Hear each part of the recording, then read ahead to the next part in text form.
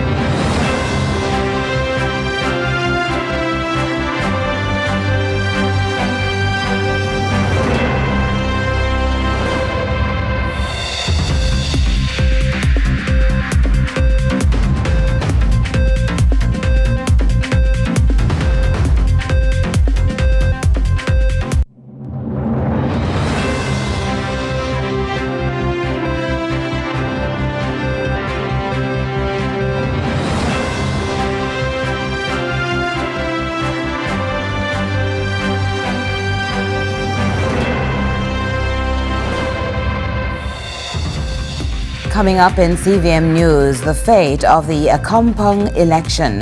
JLP supporters in St. Catherine Southern voice frustration. Lawmen and politicians spar over controversial murder comments. In news overseas, possible U.S. indictment of Raul Castro. And later on in sports, Sharika Jackson and Nikisha Price win in China.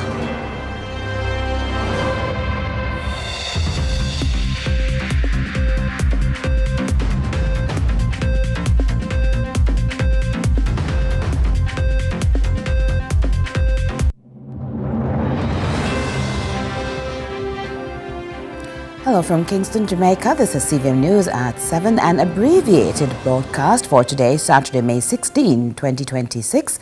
I'm Curlin Brown. Thanks so much for joining us.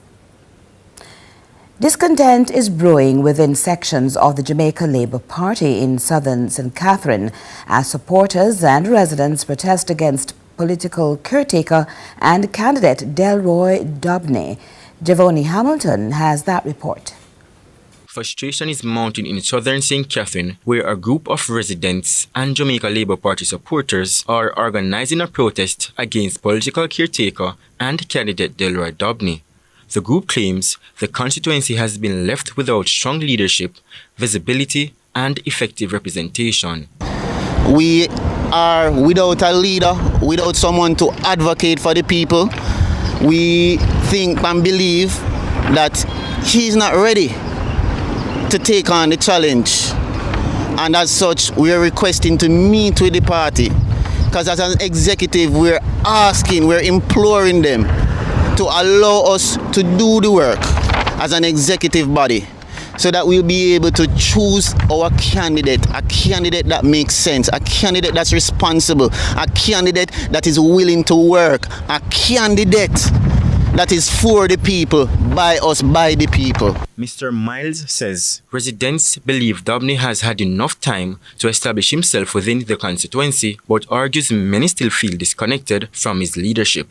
He further states the protest is intended to send a message to the JLP hierarchy that Southern St. Catherine strong political representation. There's so much projects within the constituency and there's no one to advocate and follow up on them.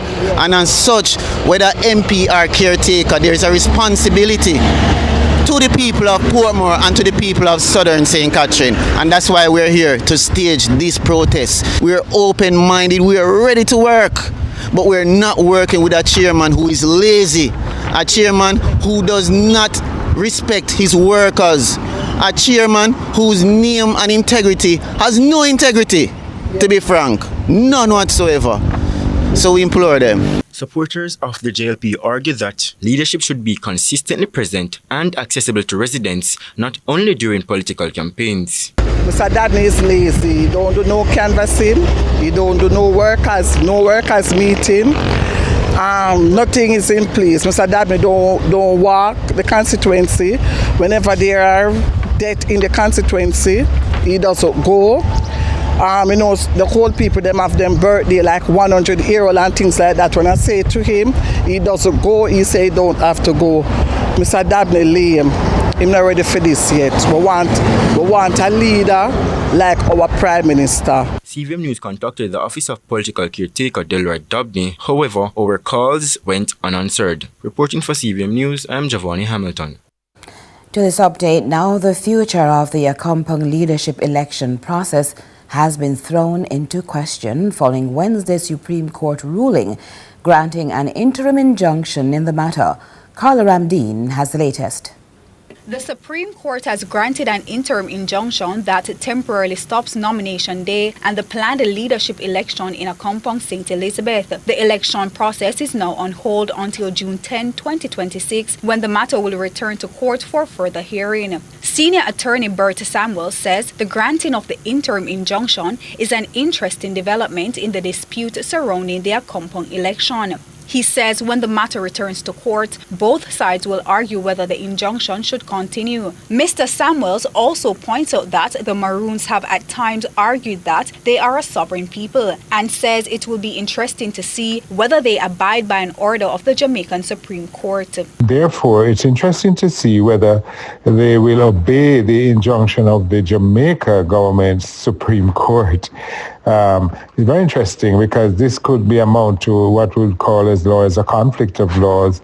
That is, the Maroons are putting forward sovereignty, and therefore they would say a Jamaican court in the Supreme Court may not to, as it were, direct them what to do. If you breach an injunction, it can lead to you being found guilty of contempt of court.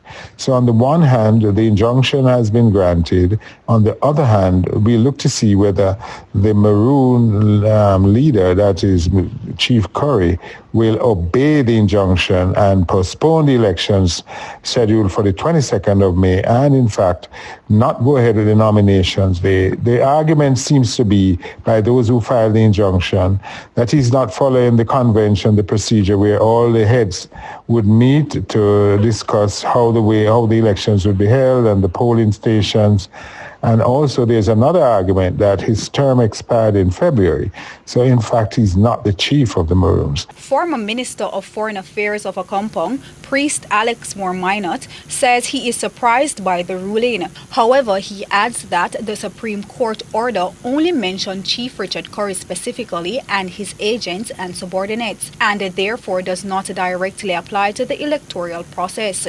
I know of Chief Curry indicating that the nomination process will go on despite the injunction by the Supreme Court. However, the electoral process is not run by any of Chief Curry's agents or subordinates because you have several different departments of the Accompong government, and majority of those departments are directly elected or voted upon by the people themselves. Moore-Minot explains that it is business as usual as the nomination process went ahead today and proceeded without any issues. The members of various other arms of the Accompong Maroon government structure are independent of Chief Richard Curry and do not fall under the remit of his office, as majority of those positions are directly elected or affirmed by the people as a whole, according to Maroon law. And so, as far as I know, the nomination process has gone on today, the 15th of May, and has been going well without any issue.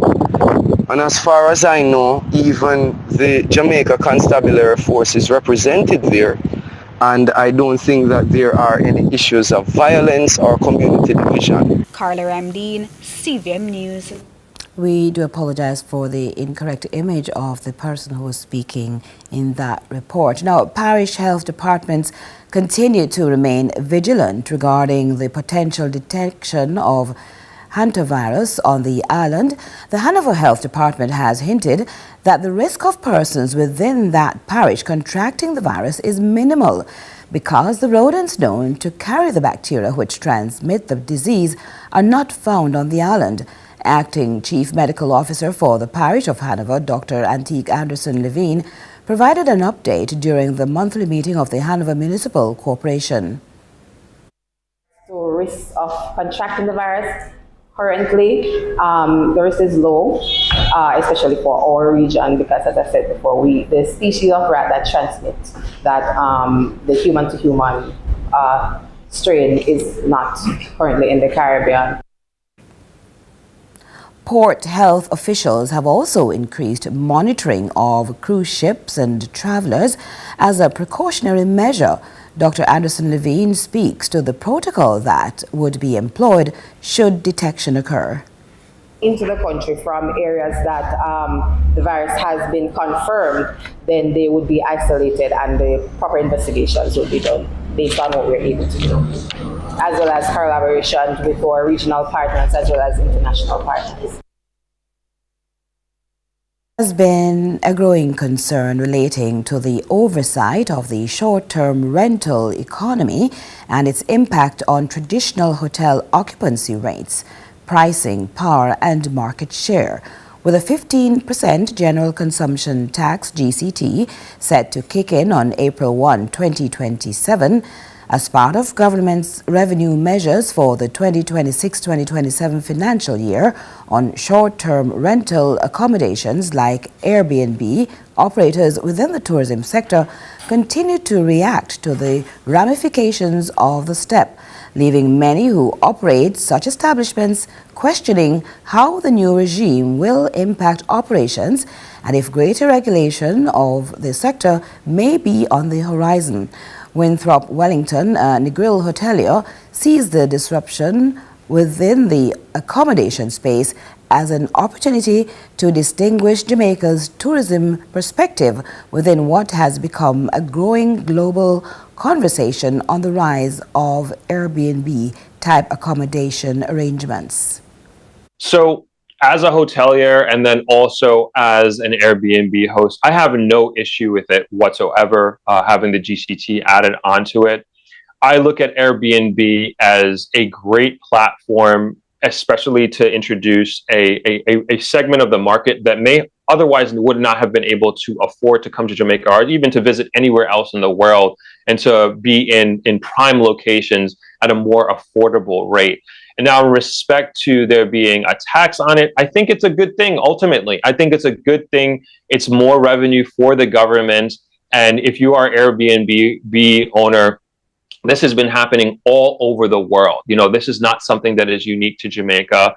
And it also makes it more of a level playing field, because at the end of the day, if you really think about it, if you are an Airbnb host, you are in your own right, you are a hotel owner and you are part of the hospitality industry, and I think it's fair to pay your fair share. And I think it's going to make you better as an Airbnb host. And there could potentially, you know, you hear these rumors about there also being regulations in terms of standards. And again, if that does happen, I think it's good for the industry and it's good for travelers and visitors coming to Jamaica. The St. James Police have taken issue with comments made by a politician in the parish who described the January 1 shooting of 3 persons as murder. The incident, currently being investigated by Indicom, drew widespread condemnation as it included the loss of life of a 4-year-old. The matter was reflected on at the St. James Municipal Corporation meeting this week, where emotions needed to be tempered. With more details, here's Damon Phillips. One St. James lawman warned of treading cautiously on controversial murder cases under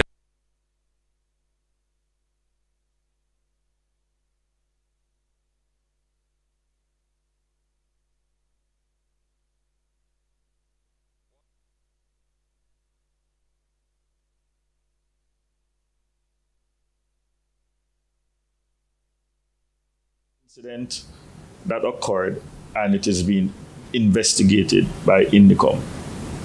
right? We have to allow the systems that are set in place by the government of Jamaica to work.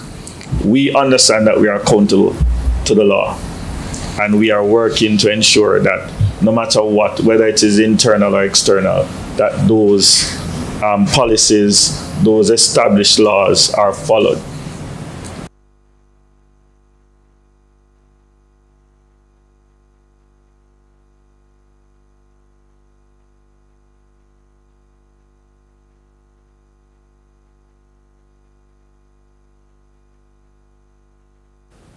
We do apologize for that technical glitch.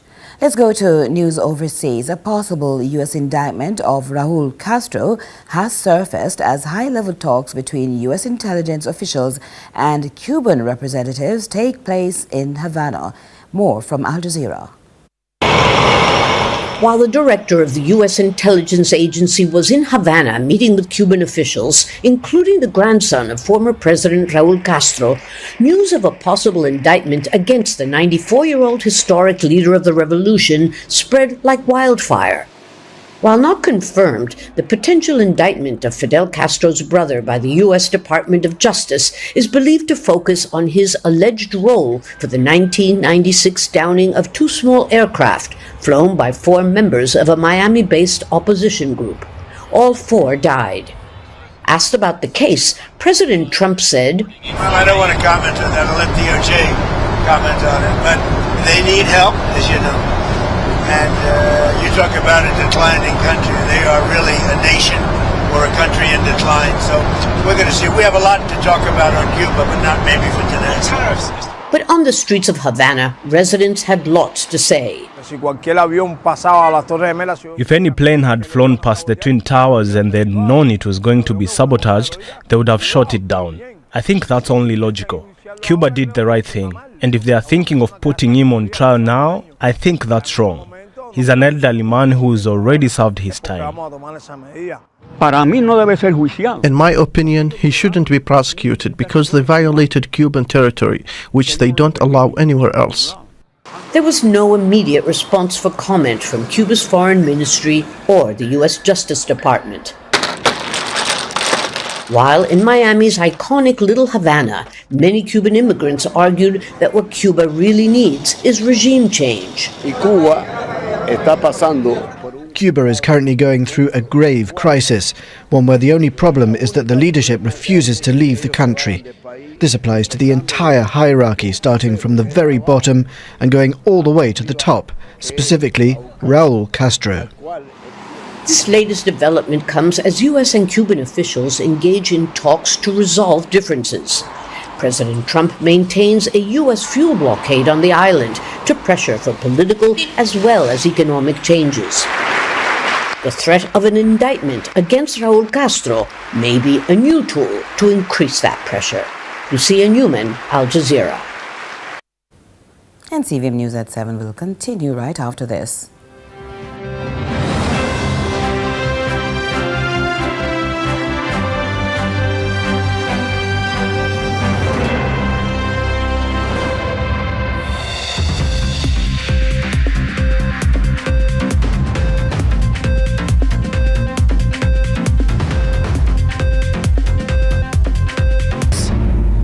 Take you beneath the surface. Greetings and salutations. My name is Orville Higgins, and it's another edition of Fan Central. Talking to the people at the heart of the top sporting stories. Hear from your favorite sportsmen and women and the administrators who work tirelessly to make it all happen. It's a live sports talk. I've written an entire article. Yeah. Looking at all the major issues every Tuesday at 9 p.m. It's Fan Central.